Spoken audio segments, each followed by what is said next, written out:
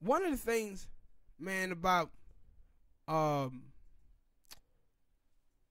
Boule crowd. I seen today Roland Martin was talking about like organizing and getting out the vote and all of this stuff. I see Roland Martin all the time and talk about things. And one of the things that he talk about the 1960s and stuff.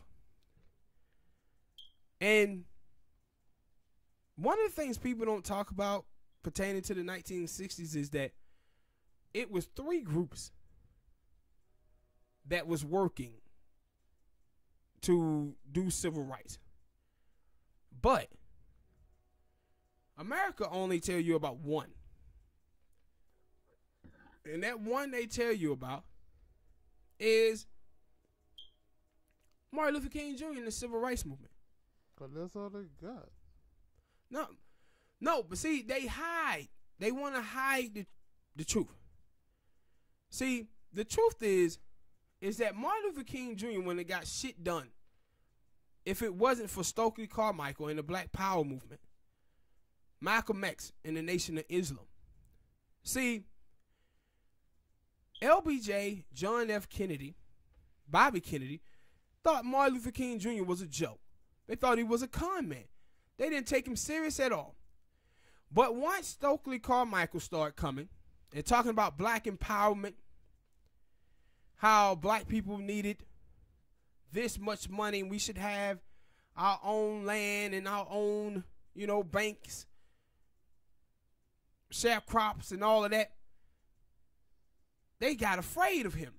They became afraid of him. They was afraid of Malcolm X.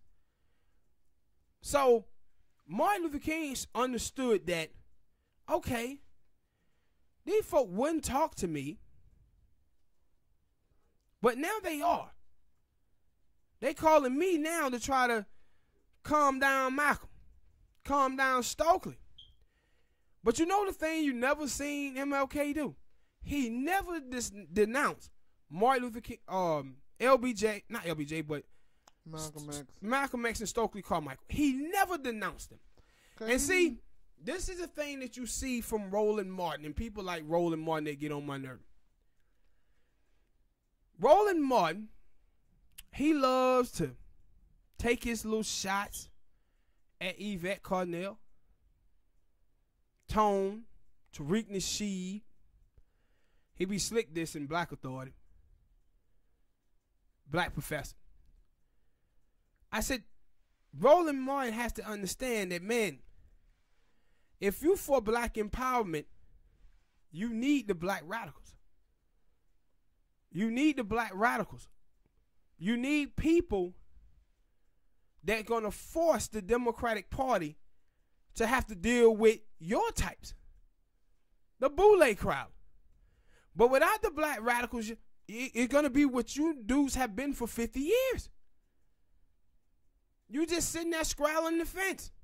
But I feel like they're okay with like I said, I feel like those people like him, they're okay with the status quo because they are in there. Yeah, but see, they're not king. They're not king, and that's what I'm saying. What I'm saying is that I break this shit down in groups. You have like the ADOS movement. The ADOS movement is like Stokely Carmichael and the black empowerment movement. Then you have Tariq Nasheed and Black Professor and then Black Authority. They like Malcolm. Malcolm was out there telling black people not to vote. Like not to vote. And that's kind of like what Tariq them are doing. No tangibles, no vote. But the thing is, the Boule crowd, they supposed to be the king. They supposed to be kingdom. The thing is that these niggas are not king. Them niggas are Jesse Jackson and John Lewis. See, when Dr. King was out there holding the Democratic Party accountable, after they had did the civil rights in 1964, he wanted to go to Chicago, fight for the Housing Act. John Lewis and Jesse Jackson, them niggas wanted to go home. And they were trying to talk him into going home. And King told them, he said, man, don't y'all understand that we gonna die doing this? we're not gonna make it to 50. Them dudes was scared, man. They was ready to go home. And when King lost his life in 68, black people became scared to speak out.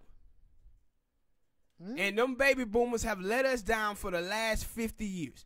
And this is what Roland Martin, he represents that crowd. But the thing is about Roland is he is in and out. He in and out of doing the right thing, saying the right thing, but then doing the wrong thing. Because I seen him on MSNBC right after the election. And he said, yo, black people are being tired of being the Democratic Party side chick. But then the next time he get around, he run out advocating for black people to just vote for the Democrats without any compensation whatsoever. Somebody gave him that key that hint that, hey, you know, if you talk good about us, we'll put you back on TV again. And see, that's my problem with cats like Roland Martin. And Roland Martin is a smart brother. I know this. But he seemed to not understand the role that Stokely Carmichael and Malcolm X played. Bringing them up. No, he doesn't. He doesn't talk about them like that. I ain't never seen him bring up Stokely Carmichael, period. I heard him bring them up in, like, when somebody else bring them up in that, in a certain way, he would try to bring them up and say, this is what they was about, and this is how they went by things. And it was he like to bring up Marcus McGarvey. Oh, yeah, that's who it was. I'd be confused. And so it like... Because you rarely hear people talk about Stokely Carmichael, bro. Possibly. And I rarely hear people just talking about Malcolm X like that. Yeah, they hit him. Just like they hit the Black Panthers. I'm telling you, who our heroes were who were really fighting for black empowerment, they hit them. How much do you ever hear about or how they weaponized the few speeches that Martin Luther King had? They don't tell you they don't play the speeches of him telling White House people, yo, we gonna come over there and we're gonna get our check. Thank you. Or thank you. I think it was one of those when he was saying that the I Have a Dream speech was a nightmare. Yes. Yep. They don't play those. And also, don't forget about when he said that the Civil Rights Act. He said, I segregated my people into a burning building. Yeah, they don't play those. They play the ones that goddamn, I dream of a day that white people and black people can eat at the same lunch table. Yeah, that kumbaya shit. They play that because people will fall for it, but they don't play the other one because, he comes back out after realizing, wait a minute, I could have won about this another way. And see, and that's what people don't understand, man, is that what the ADOS movement is really about is finishing King's work. King lost his life fighting for the poor people campaign because he understood. He understood at that moment that, hey, man, and that's the thing that bothers me so much about black people, is that black people have allowed white people and the black church to make them believe that they can overturn 300 years of slavery, 100 years of Jim Crow with a college degree. And I'm looking at it saying, black people, you do know MLK had a goddamn degree when he was like 18, 19 years old. But he was still out there fighting for civil rights. He was still out there fighting against Vietnam. But he died fighting for unions and fighting for the poor people campaign. What the hell what have changed since 1968 for you to make you believe that you can just make it with a college degree? What? Let me know. Let me know which poor white person is out here just making it do what it do with a college degree. White people is able to do better with a college degree because they have inheritance. Like I was telling you, 60% of the wealth in America is inherited. So these white people have homes that their parents are passing down to them. Their parents is paying goddamn they college off. We coming out of college with $70,000 worth of debt. Yeah, I agree. I said poor people. The poor white people. No, the poor white people got housing too. Shit, I didn't know that. Smoke. White people in this country without a high school diploma or a college degree got more wealth than a black person I know those with a college degree. Like I said, I didn't know they had the damn housing. Yeah, they got the housing. They got the land. I should have, because I do hear white people who say, yeah, for the white people who are doing bad, you ain't using your white privilege right. But the white people in this country who are doing bad are 4 times more likely to be doing better than black poor people are. Hell, they do better than black people with a college degree. And see, this is the problem with people like Bernie Sanders when they be talking about social economics. The old saying goes, if a white man got a cold and a black man got the flu, you can't prescribe them the same medicine because one of them is sicker. One of them is sicker, bro. And my whole thing is with cats like Roland is that he done got dragged in. He in and out. He in and out of being pro-black and then tribalism for the Democratic Party. That's a lot of them then. Yeah. Damn near all of them in the media class are this way.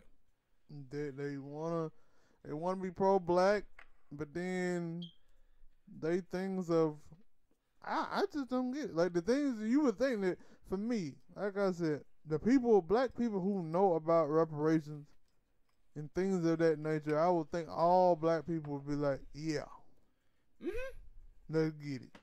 But if you black and you saying, I don't think we can do that, well then I'm pretty sure with the civil rights, there were people out there saying, I don't know if we can do that. With gay rights, I don't know if we can do. It was a lot of shit it was a lot of shit I have heard people say, we ain't got the money for it. Like right now, Trump keep talking about the goddamn wall and people keep saying, we ain't got the money for it. And he's saying, yeah, we do. Yeah.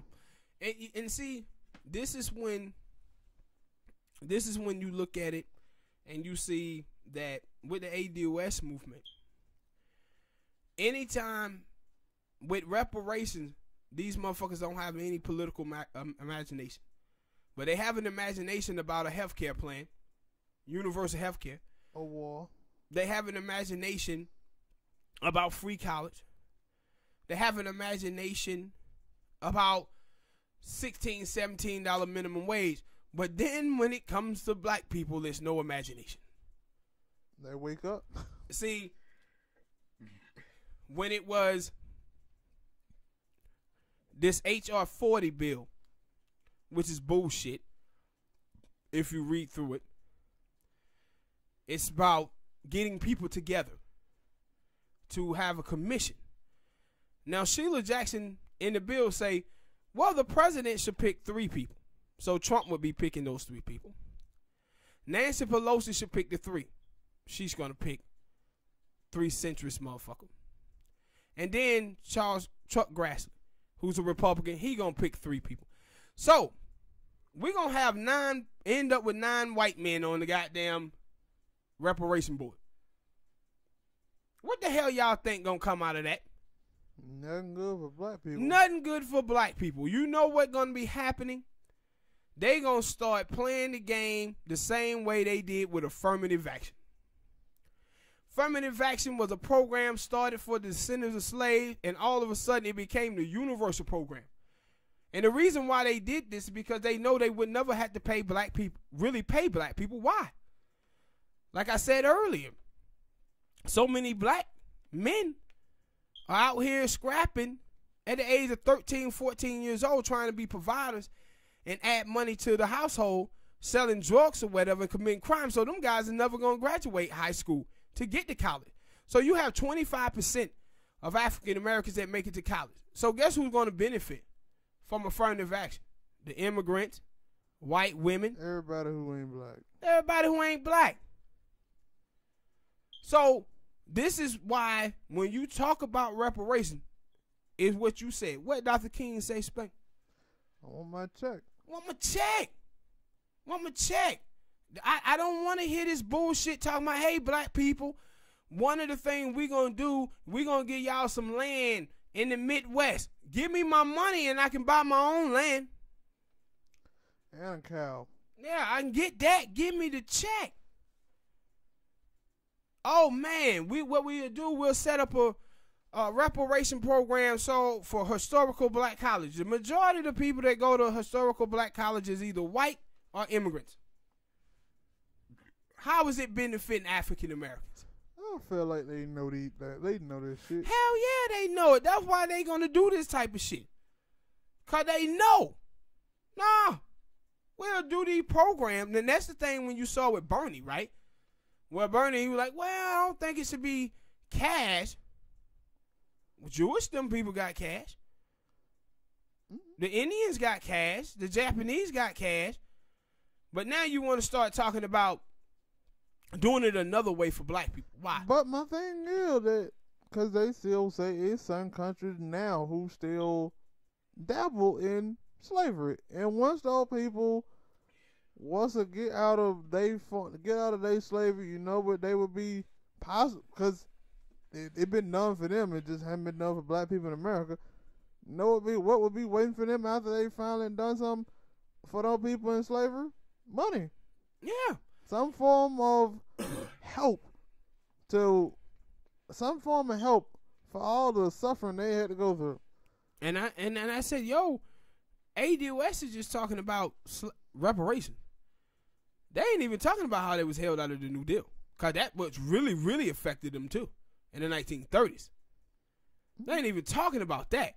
Because that's what made the huge disadvantage against black people then was in the 30s. When they held them out of the New Deal. That's why white people got 95% of the wealth and 96% of the land.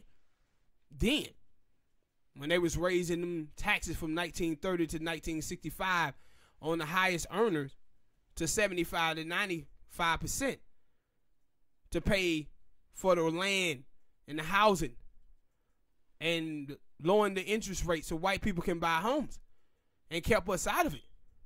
Same thing when you talk about the GI Bill, where soldiers was going into the military, black people fighting for this country. White dudes were coming home, they was giving them homes. Giving them jobs. They weren't giving black people shit. So, and that's why I said ADOS really being easy on y'all.